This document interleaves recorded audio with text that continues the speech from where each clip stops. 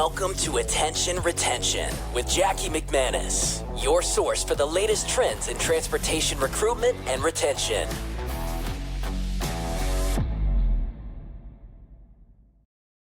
Welcome, everyone, to another exciting episode of Attention Retention. I'm Jackie McManus, CEO and founder of KJ Media. We are a recruitment advertising agency specializing in talent attraction, optimizing your hiring processes, and driving efficiency to help grow your workforce.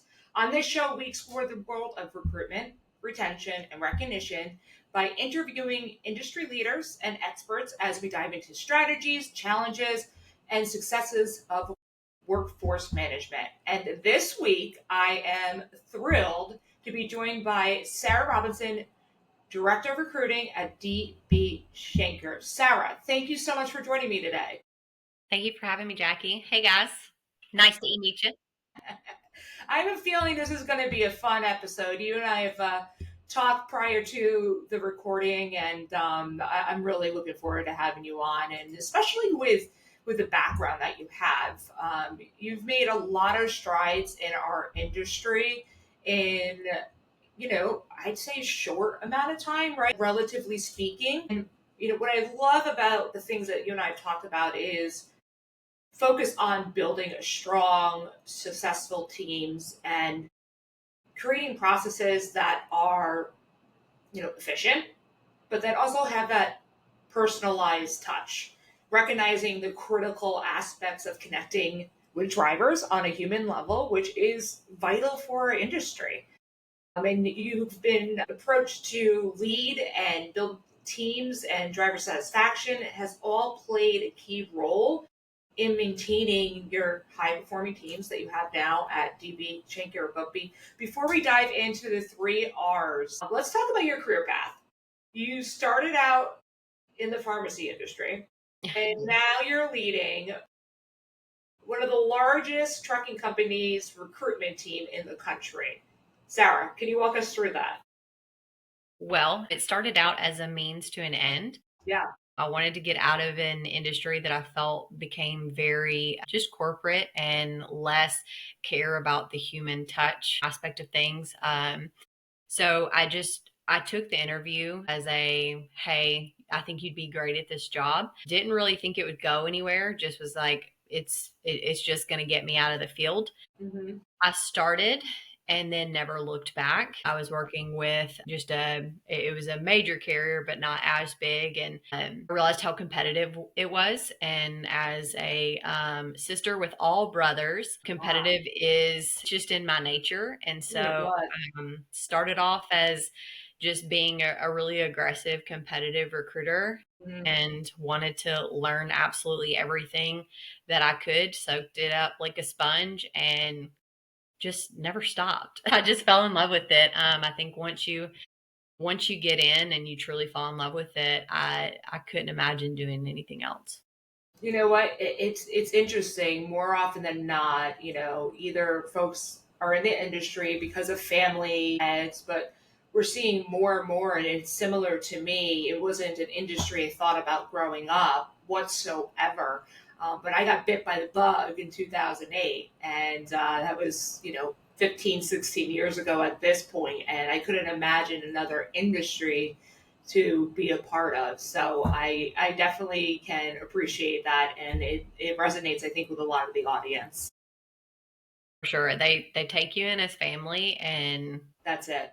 They won't let go unless you force them. So no, they won't. They physically will not. Well, like I mentioned, I'm excited to have you on, and specifically to talk about, recruiting, right? As a director of recruiting, wear a lot of hats, you build teams, and the landscape for hiring drivers has changed quite a bit within the market over the years. Especially we had COVID, we had this spike in the industry. Now we're in a slower market right now.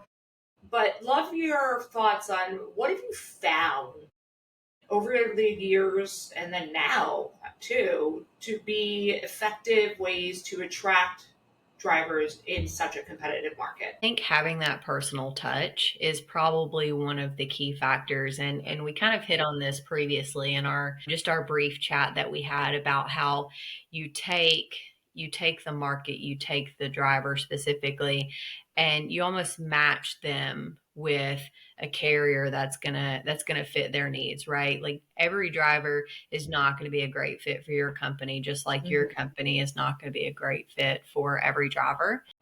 And really capitalizing on that, taking recruiters from certain markets where they may have a background knowledge of sports teams in that area to relate to the drivers. They may have a job. We see, folks that worked in the corrections industry, they relate to drivers who worked in the corrections industry, and they build that bond off of those things and really start the relationship there. It's not just recruiting. You're not just getting someone to sign on a dotted line.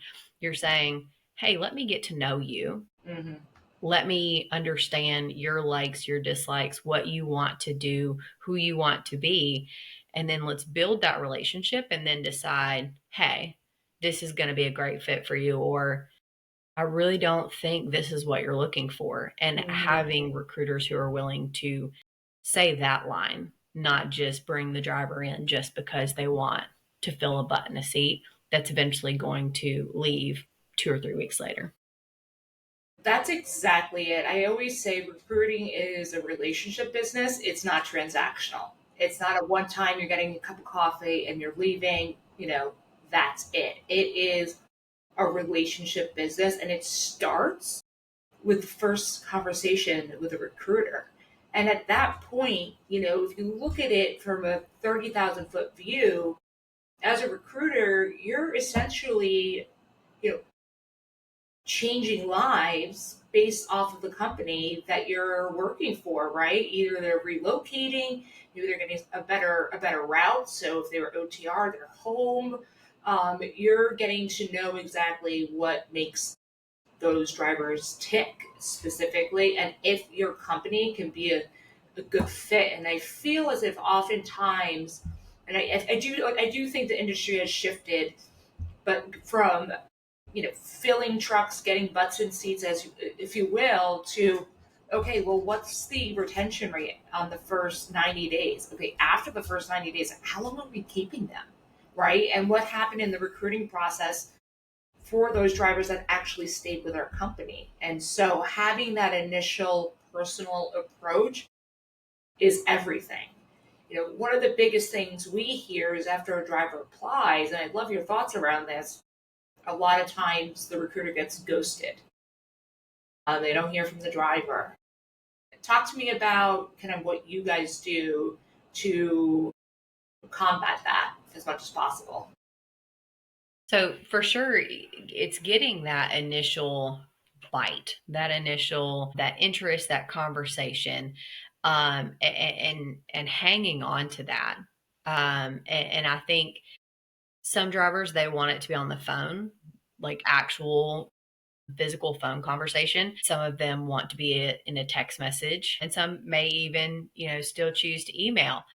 But it's getting that initial conversation, and building that wow factor. What is it that grabs their attention and makes them want to talk to you?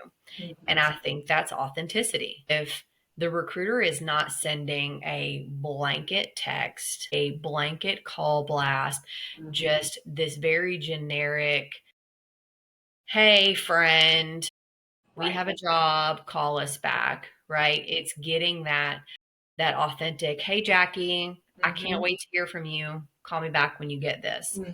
Then you are, well, what do you want to talk about? So inquiring minds to tend to call back, and then you rely on your team to do what they do, which is it's getting that relationship started from there. So it's that initial grab. What are you doing to get that initial grab? Is it sending organic photo of your driver in front of a truck, your driver shaking the hands of his dispatcher?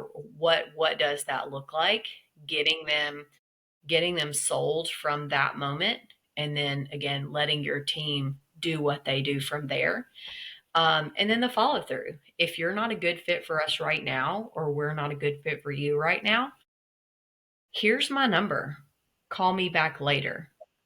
Yeah, absolutely. Like when you're I ready. wish you, I wish you well at, orientation next week at your future forever home. However, if it doesn't work out, here's my number. No bad blood. No, even the ones that ghost you, still send them a message. Hey, I I agree. know it didn't work out this go around. Feel free to call me back. Not mad at you. Hope to talk soon. And leave it open ended to where they know they can always come back. hmm You know, that piece of leaving it open ended, because there is always going to be a percentage in any industry where folks get ghosted, right? And with how easy it's been to apply in today's market and some of the mega job boards, it's one click apply and they're applying to 25 positions. Boom, just like that. They may not even read your job description, really, and they still apply. And so I always think about it as like lead to speed. Like, how quickly can your team connect with that driver, and then in what method? Because if you think about it, we're recruiting to 5 different generations right now. To the folks that want a phone call, and I mean, they probably like a payphone, to be honest, but phone call, to people that want the face to face, to folks that prefer email, to some drivers just texting the whole way through. And so adapting and leveraging technology is critical, but in the right way. I think it really resonates with how you use that SMS, how you use that email. A lot of times, we come across trucking companies and they're like, no, we already have email and SMS set up. And once we start working with them, we're looking at exactly the context that they have and the content around that. And I'm like, I wouldn't work for you. This is, Right. you're just saying, this is what we have, this is what we offer, sign up or go home, basically, and it's not personal, and that does make a difference in how you go about in connecting with the driver, because again, that's the first communication and first line of fire, essentially, for that driver before they proceed to those next steps. For sure. You almost want to secret shop Yeah. your own company to see what that user experience is for the driver to make sure that you're giving them that high end, that man, I really loved orientation there. hmm Man, I really loved that onboarding Yeah. with that company. hmm And you mentioned secret shop. I think that's interesting. So one thing we do on our end is we do secret shop with our clients quarterly basis to look at the overall flow. And I find that the more clients that do that, or trucking companies, and if they're not, I recommend secret shopping on yourself as a qualified driver to see what that process looks like. Just because it was set up a year ago, 3 months ago, doesn't mean it's still working. Things change, the market changes. And so I always believe that, executives at trucking industries should secret shop as a driver, see what that application process looks like.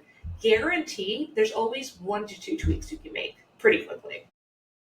For sure. And it's kind of like you said, it could have been created a year ago and then not touched since. And that's where you give these tools to your teams, because we go to these conferences and we get these great ideas, but what do you do as a company to implement those hmm ideas? What do you do to implement all those great things that these carriers are doing?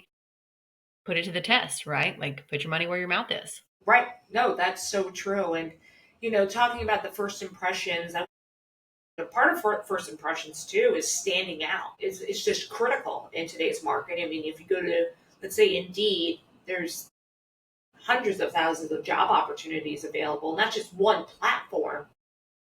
In today's competitive market, it can be challenging. So, what have you found as far as strategies to be most effective for attracting drivers to apply to DB? So, one, it has been bridging the gap that was the legacy USA truck side that became the DB Schenker.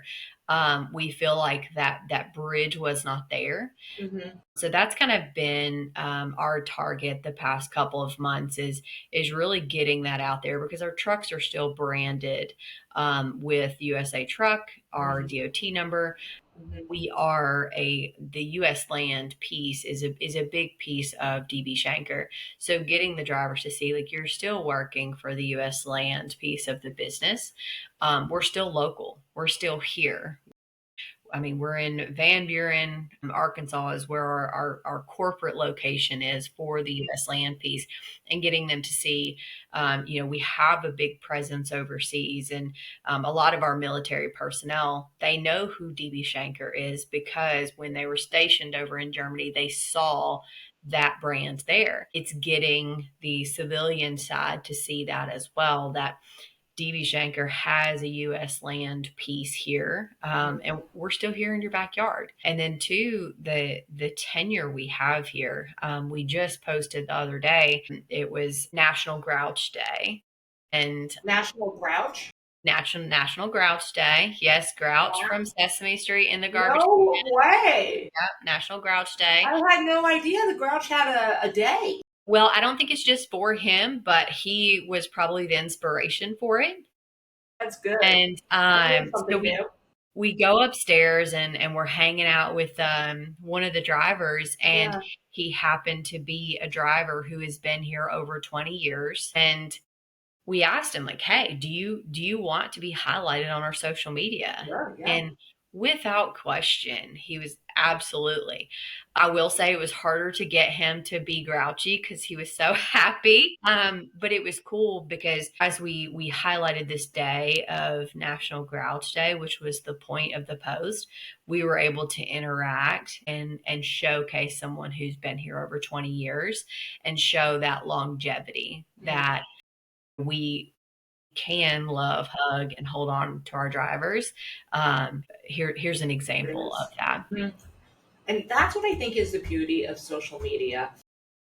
11 years ago, when I started KJ Media, Sarah, I would speak to leaders in the industry about Facebook and the power of Facebook and the social, and the looks I got. Okay. You know, people were cross eyed looking at me saying, no way, my kids are on there, my Mhm. grandchildren are on there. And one silver lining during COVID, a lot of companies had Facebook prior to COVID, but maybe weren't really active. I think one silver lining during COVID was that it forced everyone to be online, right? And realizing how important your online presence is. And it's, speaking, piggybacking off of the social media comment, it's fabulous for recruiting, but it's equally as incredible for retention. Because just thinking about that driver who was so excited and so happy to be posted on your company wide social media page through Facebook, I have a feeling he probably showed his family, his kids, his neighbors that, hey, look, and look how many likes I got, look how many responses I got. And so social media is such a powerful tool to be able to connect with future drivers because what we're finding in the advertising world is a good driver may see a job on Indeed. They may get served a targeted ad on Facebook or Google or one of the platforms. More often than not, right now, I think it's 83% are now maybe not applying quickly through the short form. They're Googling that company. They're going Reviews. to your website. They're going to your Facebook page. These are drivers that are serious about, not high churn, not just going into a company and leaving after a couple of months. These are drivers that want to be, hired to retire, if you will. And the power of social media, if you Google any company, it's the website first, and then it's Facebook, your Facebook presence. And that's all organic and that's social, but it really is a two-way street on social medias, and there's now, this is a staggering number, 2.3 out of the 3.4 million truck drivers on Facebook specifically. I mean, it is the future. And we've been talking about it for years, and people are like, oh, Facebook's going to taper, and it's going to become Insta, or it's going to become TikTok, or Yep. it's not going anywhere. Nope. And there's a big difference because Insta is more picture driven. It's less storytelling. Facebook is telling you a Fabulous point. story over time. Fabulous point. That's exactly it. It's telling you the story over time, and you see the bigger picture. So I just wanted to mention that because I always, think about my early days and talking about Facebook, and it's so exciting seeing majority of companies now on socials and really utilizing it to not only recruit but then also retain their current workforce. It's basically a public forum, if you will. So it's just such a great tool. I have to ask you, you've been a recruiter for a couple years in the industry specifically. Recruiters in our space, they face so many hurdles, right? From finding qualified candidates to maintaining a strong hiring pipeline. What do you think are some of the bigger challenges that these recruiters face in the current market today? Definitely competition. And I'm going to use that social media, that Google factor as the double-edged sword. Okay. Simply because they have information of their competitors at their Hmm. fingertips. They don't have to call and shop around anymore. They can Hmm. Google and usually find any information quickly at their fingertips. So giving recruiters the ability to fight back and counter or cross recruit or counter recruiting against their competitors. If you know you have a job that's very high need and you get a lot of applicants and you get halfway to the finish line and they're like, nah, I'm going to take this job over here, I'm going to take this job over here. It's off selling what that job is. If it's a constant same name competitor, what are they offering? And so a driver, I know at one point in time it was like a $20,000 sign-on bonus, just an I outlandish think I know amount, who you're talking about. and it Yes. was paid out over 2 years. Yes. So the second Sign on bonus. $10,000 they aren't getting until 2 years later. And the company I was with at the time, they offered a like a not a transition bonus, but a safety bonus that was safety and like fuel efficiency. Okay. And that average bonus that was paid out monthly, quarterly, whatever it looked Hmm. like, was more than that company's sign-on bonus Hmm. in less amount of time. And so getting the drivers to see we don't have gimmicks. We're not Right. it's not pay to play here. Hmm. We care about your life. We care about your job, and giving the recruiters the tools to offset that, and get them to see like, hey, this is what's being offered in your area to these drivers. Be prepared to counter sell Hmm. I love that. It's looking at the competition and seeing what your value prop is versus the competitors out there because it's interesting. We have a database of 250,000 drivers that follow us and we survey them. Over the years, the sign-on bonus actually is a negative. If they see a sign-on bonus at that amount, first of all, why do they need to pay us to apply if they're paying the same as ABC Tracking Company? And secondly, it's not a true sign-on. A true sign-on bonus is Hear immediate, it after right? your heart. Yeah. So that would be, I guess, a retention bonus, right? And so it definitely now, we still have clients to this day. It's like, hey, let's just throw a sign-on bonus on them. Like, let's just rework the ads. Let's figure out the competitors. Let's get our value proposition because your competitors, if your recruiters are armed with that information, it's basically like sales. You have the rebuttals.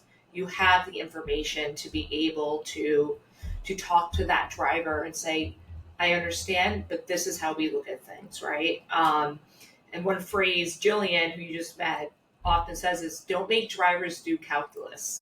Yeah, absolutely. Keep it simple. Make Don't it don't simple. overthink the system. Yeah, make it simple. Let's get the averages. Because really these drivers are looking at it and many companies at a really high level of glance until they dive deeper, right? And sometimes pay structures can be challenging and challenging for anyone to digest or even explain as a recruiter. So you've built a team, since you've been at DB, which is just, it's exciting to hear all the good work that you guys are doing over there.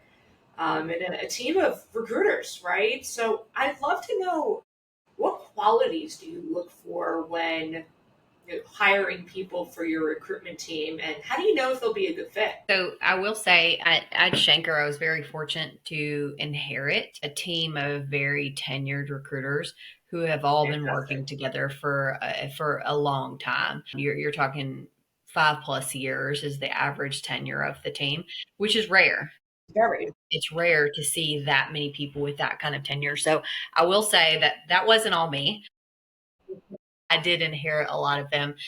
But in building the rest of the team, where we had those holes that were created throughout the past, 6 months, year, whatever that looked like, was making sure that the new people that we were bringing in were going to fit with the current dynamic that we have within the team. That's huge. And so aggressive recruiters, but aggressive recruiters that could also be team players. Mm-hmm. And that was one of the pieces that I want to say I'm probably still working on. It's taken a long time of interviewing people just to kind of ask the questions of, are you going to be a good team player? Mm-hmm. And do you need to work? Do you want to work? Where are you at in your life? I mean, we would all love to just have an entire team where we hold hands and sing Kumbaya, but that's not realistic. Yeah. And you've got to have those people that are willing to do the job. Trucking's not easy. Recruiting in trucking is definitely not easy. You're going to get your teeth knocked in. Absolutely. You're going to be told no a lot. Do you have thick skin? You're going to speak French. I mean, the list goes on, right? And so in building that team, there's a lot of soul searching that essentially I think people need to do before they take on a job that is driver recruiting. And what does your future look like? Right. You have a whole bunch of rock stars, and you have to know, as we start promoting people, as we start bringing people up, some folks may get left behind. And do you have a team that's okay with staying where they are? And so you can't have a whole bunch of leaders. You have to have folks that are, we have drivers and driver support, you have leaders and you Exactly. have leader support. So people that are going to help push their team leads and their managers and their directors forward to do what's best for the overall business. And that has been, I think, the biggest work in progress in building a team, is making sure that the puzzle pieces all fit. That makes sense, especially coming into a team that was already established 5 years, that is, the pre-COVID times, right? So, and from where you said coming in to lead really talented people, it was probably a big challenge at first, right? And getting to know all the personalities and the characters and what they do really well, where there's opportunity to improve. It's not an easy task by any means, and especially for a team of recruiters, again, that have been in the industry for 5 years. That's a long time in our space, and oftentimes we see clients, bringing in recruiters that have no experience in recruiting, and can't understand why they're not getting hires. But that recruiter didn't have training, or the recruiter didn't work with experts, recruiters in the industry. And as much as I'd like to say, yes, put your mom or dad on the phone to recruit drivers, it's different. It's challenging. It's multi encompassing. It's not just how many years of experience you have and come on in, and we'll go from there. Let me ask you this: with your team, how do you? I find this to be a challenge for folks in this space. How do you keep your team motivated and engaged, especially in such a fast-paced environment that trucking is and recruiting? That's actually a great question. And as we were looking to promote a couple team leads a little over a month ago, was one of the questions, how do you plan on motivating the team that you're going to be leading? And you've got a couple of options. You've got the dictatorship style where you can just whip them into shape and do all the things. If you want to lose your entire team, just my opinion there. Couldn't agree more. That's that's not my style. I know It's like that the is. old school way of doing things. It is. Yeah. It really is, and I think that's where I think those of us who are younger in the industry, Yeah. and the younger generation coming in that has been in, that were essentially trained by the older generation, we know that style and we're like, I would never do that to my team, right? And then you have the rah-rah cheerleaders, that just want to cheer their team on, and rainbows and unicorns, it's going to be fine, you're going to hit your numbers, it's going to be great. And then you have that median, that best of both worlds, not really the dictatorship, but the leadership of, I'm going to lead you to the victory, right? I'm going to be that gladiator that fights on the front lines with you, that Mhm. teaches you and trains you how to do the job. And then I'm going to support you. Yeah, I'm going to cheer for you, Beautiful. and I'm going to Yeah. I'm going to help you and do all the things when you need help. I'm going to jump in, I'm going to fight the good fight for you, Mhm. and then I'm going to celebrate you. I And love I that. think Yeah. that's been finding that balance, I think, has been my preferred way. I'm horrible at being the dictator style. Same. I don't like to get on to people. I don't like the performance counseling and things like that. I think I cried the first time I had to do one. Obviously afterwards. I didn't Yeah. cry during, but Yeah. it was so No, emotional, that's drained, right? And so I knew, like, I never want to do that ever again. yeah. So it was a matter of, let me figure out what is going on. What's the root cause of the underperformance, and how do we coach that up? How do we motivate that? And I say it all the time with the Five Love Languages book. You can take a lot of that and apply it to your business as well. Mm. How do your people respond to criticism? How do they respond to motivation? If words mean nothing to them and you're telling them how wonderful and how great they don't get it, Mm-mm. right? Some Mm-mm. people are money motivated. Some people, they want an award. They want a certificate. Don't get me wrong, I've got tons of those. I love every plaque I've ever gotten, every award I've ever Yeah. gotten. I still have them Yes. in a binder. And however, pet my head and tell me I'm pretty and I am good to go. Right. That is it.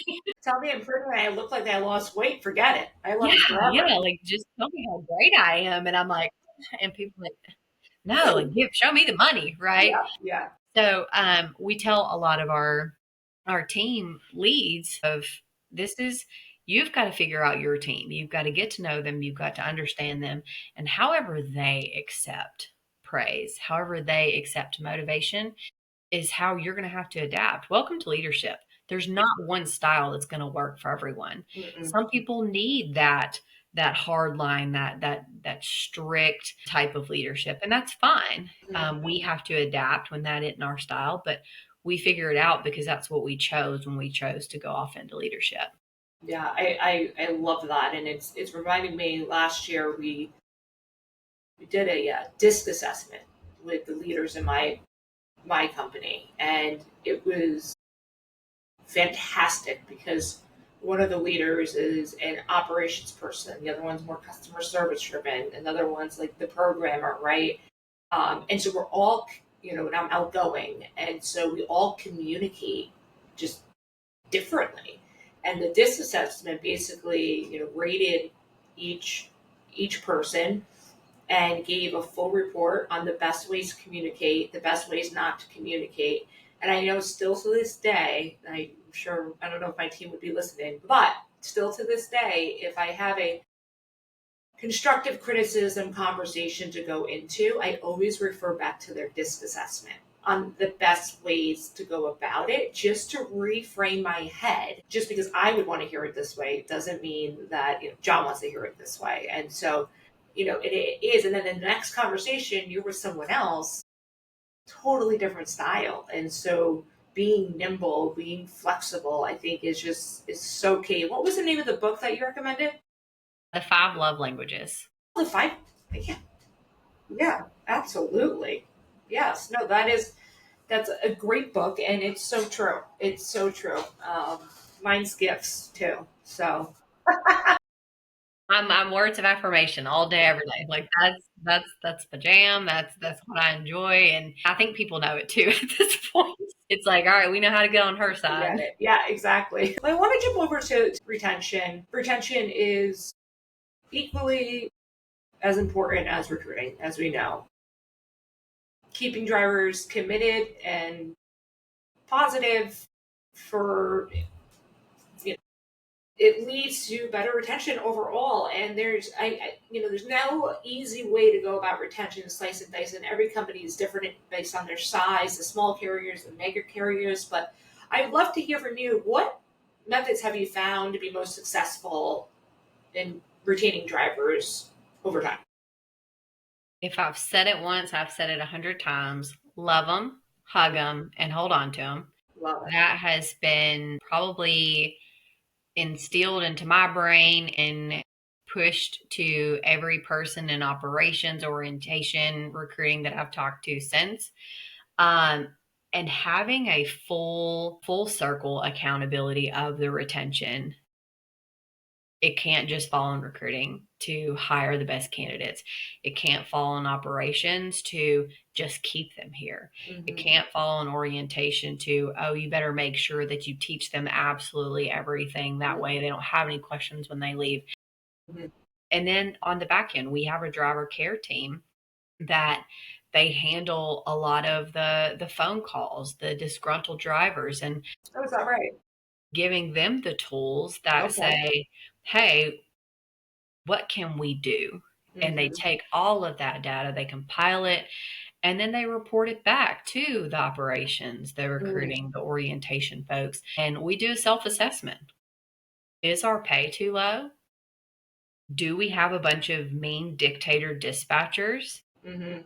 Are they not getting all the information and orientation? It's a full circle process that everyone has to be involved. You can rah rah ree, kick them in the knee, cheer all day long. But if you're not paying that driver as much as he loves you guys, Mhm. he's leaving. He has to go somewhere else where he's going to get paid. Mhm.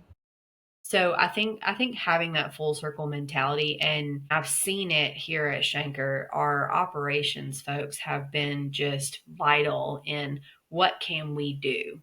How Mhm. can we do better? Just these past couple of months, and we have seen such a turnaround in just the atmosphere, and it's quite contagious. We have a weekly call where the company just kind of comes together, and you see all these people celebrating all these people, and it's becomes that culture that everybody wants to be a part of. And Absolutely. I think that's the biggest piece is it has to be a culture standard. It can't just be a you and me doing everything. It has to be everyone doing their part specifically to. That's so key because often just goes right on recruiting, right? And then they go over, the driver gets transitioned over to dispatch, the operations team, and there's a feud of sorts, and then it goes back to recruiting. Oh, this driver wasn't good, and you need to hire more, right? So then that creates this atmosphere that's kind of ops versus recruiting, and that's very common in other industries, operations versus sales, right? If you look at it that way, you get new clients, operations not liking the deal, and then saying go get new clients, right? And it takes a lot of work for the recruiters to bring on to make that connection and build them on. So having that holistic view is, I think, is such a great program to build that culture, to build the contagious type atmosphere where it is a team versus, siloed departments. And I think a big piece, and I'm curious on your point, is, you know, good communication is often mentioned as one of the keys to retention, starting again right from the first conversation with recruitment. How do you guys, how important is clear communication in your retention strategy? And how often are you guys engaged with that driver within the first day, 90 days, 6 months to ensure that there is a good flow of communication? I'd say communication is probably done better here than I've seen in a lot of carriers that I've been with in the past, simply because it is the phrase that pays, if you will, on our weekly call is every driver counts. And it comes from the top. It's not just one department saying it, preaching it, screaming it from the rooftop. It's coming from the top, ending the conversation with every driver counts, make every driver count. And so that communication piece, I can't go to operations and bark at them that they're not doing their job. They can't come to me and bark at me that I'm not doing my job, because again, what's going to happen? You're just going to have friction. You're just going to have animosity. Whereas if you go to those departments and you go with the problem and a solution and say, let's Bingo. try this. Never go into a problem without a solution. Never be, they say the squeaky wheel always gets the grease, but Mm-hmm. it's a lot easier when you come out and you say, hey, I know this is going on. Mm-hmm. How can we try this and make this process better? Mm-hmm. And so having that open communication has been key. We do surveys. We do Mm-hmm. surveys around orientation. We do survey, that same survey ask about how the recruiter Mm-hmm. told you or didn't tell you what you felt you needed to know. That's fantastic. It is. The And recruiting aspect, I haven't heard many companies doing that, but it, that's it gives us the tools, because if our recruiters if they don't have the knowledge right. of what they're doing wrong, they can't Mm-hmm. fix it. I can't fix the Right. things I don't know about. And Mm-hmm. so those surveys that basically say, I didn't do this, I didn't learn this, Mm-hmm. you're going to have one-offs, right? Somebody's just going to go through and put one on everything, 1 out of 5, and just put a one on everything. But at some point, you have to say, like, okay, I've gotten a one on this every single time in the past, 3 weeks. What are we doing wrong? And doing Mm-hmm. that self assessment. Mm-hmm. We do, surveys to drivers after a certain amount of time. We do them throughout their tenure, and then the Mm-hmm. exit interview surveys.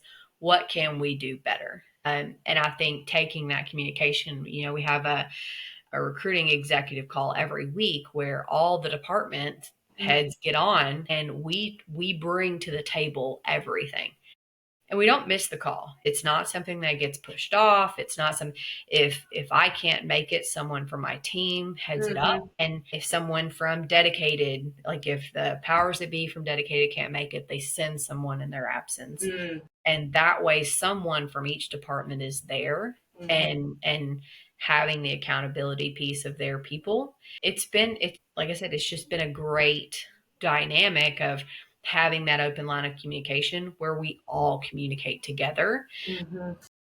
And at this point, build great relationships where I can Mm-hmm. go to someone over in operations, be like, what are your thoughts on this? And they're not like, oh, it's recruiting again. Yeah. Here It's comes one of that. those things, hey, Yep. like, what can I help you with? How can I help you Mm-hmm. today?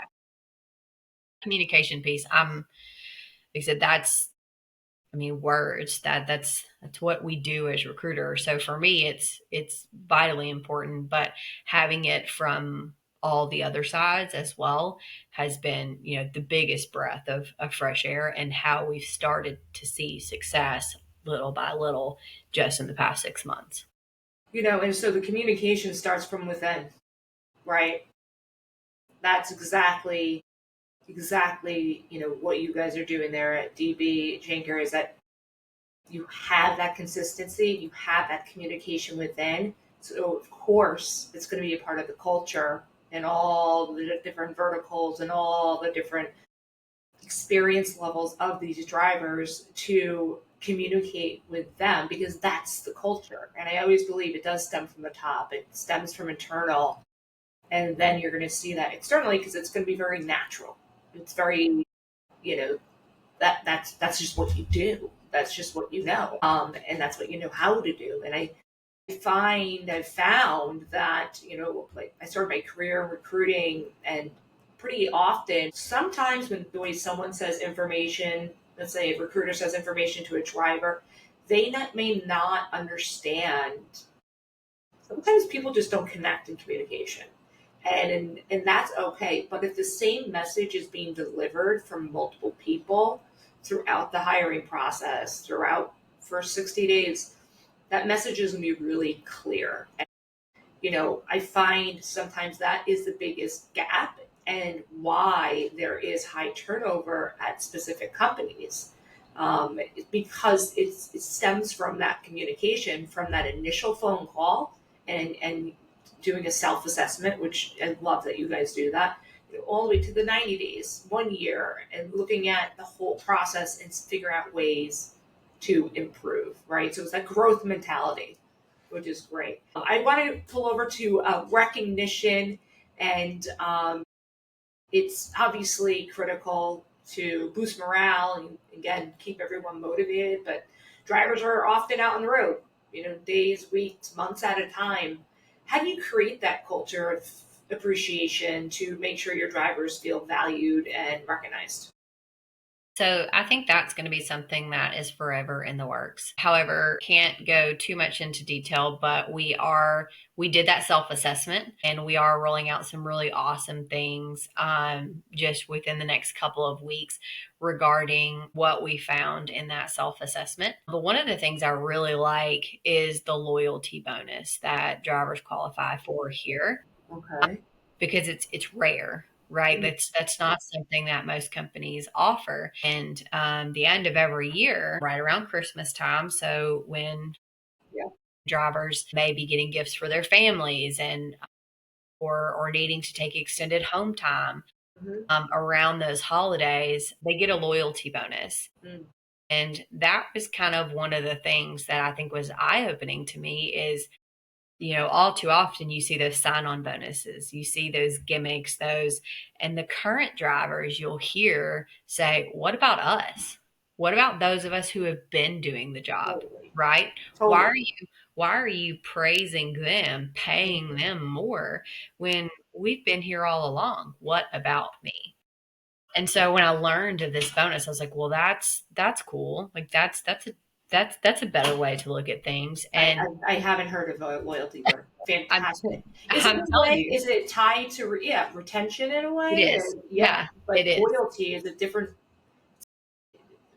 And it's different spin on it. Yeah, it's in a positive something way. that I think a lot of carriers should look into. You Okay. can Yeah. raise driver pay, right? You can continue to increase, and quite frankly you should. COVID taught us that transportation is now essential, right? Mhm. You heard about the doctors, you heard about the nurses, you heard about all of those in the medical field. We have to have them. We need them. Like, the world's dying.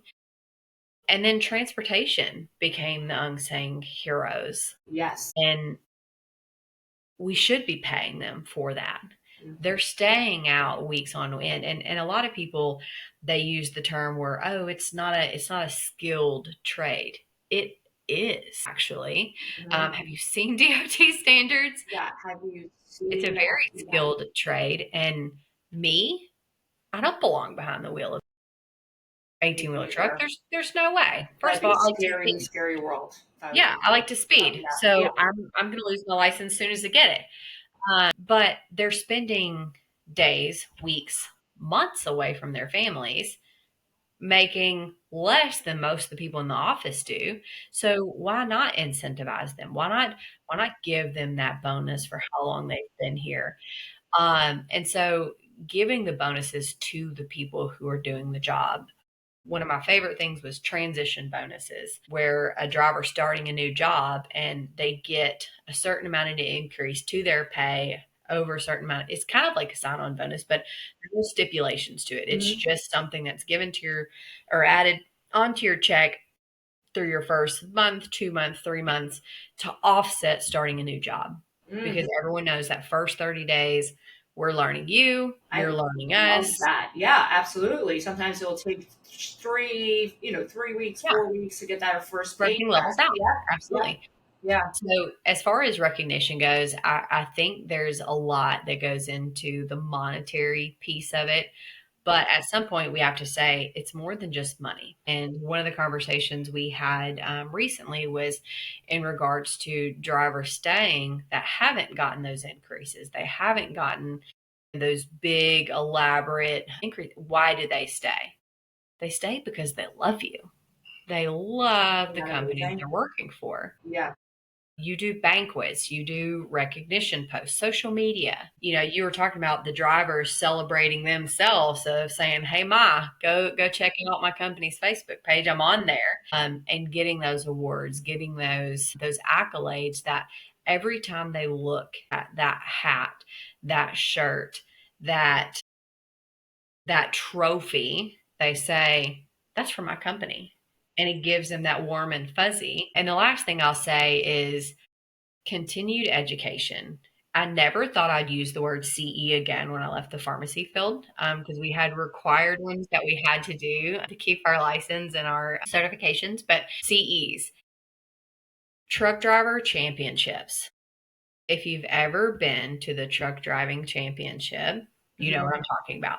If you haven't, you have no idea what I'm talking about. I didn't know what it was until Well, I of came course. to Yeah. Schenker. Yeah. And I was with major carriers before. I was with the small mom and pop carriers. And I'd never heard, I never knew that this was an actual thing. Mm-hmm. And I was telling one of my friends about it, and she was like, "What do they do? Race each other?" And she was like, "That seems kind of dangerous, you know?" And I was like, "No." And I go into explaining this, and I'm like, we pick the best of the best. Mm-hmm.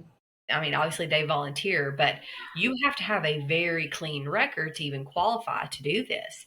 Mm-hmm. And it's that continued education. If we're challenging them and they're competing in this championship and they win, that's huge. Huge.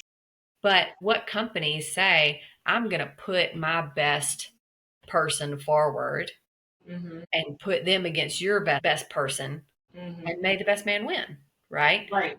You get that recognition, and that's something that driver will never forget. That company took the chance on me. They taught me everything. They have this what we call safety gold standard, and they wear that proudly. I'm working for a company who's not hiring everyone. They're only hiring the elite, the best of the best, and that is something that they can hang their hat on. Well, that is a fabulous point to end with because the elite, they're we're working for the best, we are the best. It's that competitive nature that we all deep down, want and crave. And I can tell you this, when we survey our drivers, like I mentioned earlier, this past year and the year before, we always top 3 reasons that you're leaving the company. And the third was because of praise and recognition. They just didn't feel valued. The pay was, maybe better somewhere else. And then they went back to their old company because of how they were treated. And so all those different aspects of what we've talked about really is a holistic program versus those silo programs. And that is the key to success in this market today and then in the future, and having that growth mentality. I have one final question, and it's going to be from my driver audience at Fifth Wheel Hub. And so they love the podcast and they love listening in. As we kind of wrap up, I'd love to ask you, why should drivers and what type of drivers are you guys hiring at DB Schenker? So, as I kind of alluded to a minute ago, the safety gold standard has been something that we adopted and have pushed forward as our motto that goes along with make every driver count. We want the best. We don't want and we expect the best. We don't want our drivers to go out and not be equipped with bad equipment. We don't want them to go out and not be equipped with everything that they need to do the job and to do it safely. And so the safety gold standard is something that every driver should be able to go out and know when they get hit with an inspection. They don't have to worry about getting their CSA points through the roof because they're running for a carrier who doesn't care about the equipment that they're operating. We want them to be equipped with, like I said, good equipment, the pay that they deserve. And like I said, can't really allude to a whole lot there, but we've heard the commentary. We've taken the surveys. We've taken every single bit of communication that we've received, and we're working on it. We're choosing to love, hug, and hold on to all of our drivers, and we're still here. We're still in the U.S. We're still right here in your backyard, and we'd love to have you here with us, not as a butt in a seat, not as just another number, but as someone that we can call part of our family. That's fabulous. Truly professional CDLA truck drivers. Check out DB Schenker. There'll be a link below to their career page. From our conversations, I could say this.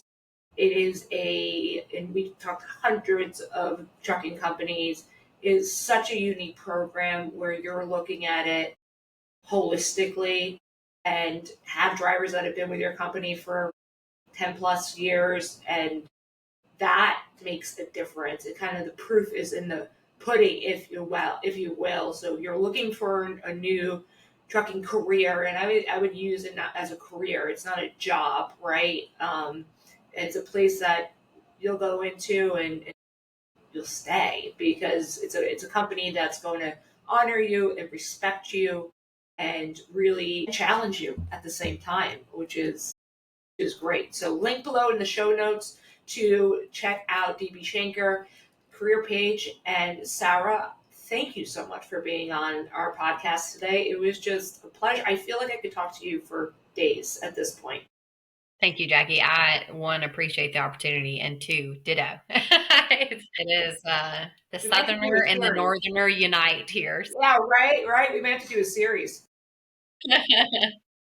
All right. Well, that concludes another episode of Attention Retention, and a very heartfelt thank you to you again, Sarah. And thank you so much to our listeners for tuning in. Remember, the road to success begins with effective recruitment, thoughtful retention, and genuine recognition. Feel free to share this knowledge with your peers, industry colleagues. Your sharing can make a difference, and together we can empower the industry to thrive. Until next time.